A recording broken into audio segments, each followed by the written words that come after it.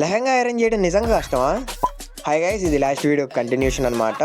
And ఇది వచ్చేసరికి first layer.